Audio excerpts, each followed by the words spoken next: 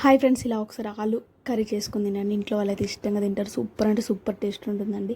చాలా బాగుంటుంది. సరేనా, మీరు కూడా ఒకసారి ట్రై చేసి ఎలా ఉందో నాకు కామెంట్ బాక్స్లో కామెంట్ చేయండి. ముందుగా స్టవ్ ఆన్ చేసుకొని గిన్నె పెట్టుకొని అందులో ఆయిల్, ఆవాలు, జీలకర్ర, ఆనియన్స్, కరివేపాకు వేసుకొని బాగా ఎర్రగా వేగాక ఆలుగడ్డలు వేసుకోవాలి. తర్వాత కొంచెం మగ్గాక అల్లం వెల్లుల్లి పేస్ట్, పసుపు వేసుకొని పచ్చివాసన పోయేంత వరకు అల్లం వెల్లుల్లి పేస్ట్, పసుపు కలుపుకున్నాక అందులో కారం, ఉప్పు వేసుకొని ఎందుకు టేస్టీగా ఉంటుందంటే కొన్ని వాటర్ ఎక్కువ పోయాలండి. అలా అయితే సూపర్ అంటే సూపర్గా టేస్ట్ ఉంటుంది. తొందరగా అయిపోతుంది. చాలా బాగుంటుంది. నేనైతే చాలా ఇష్టం అండి.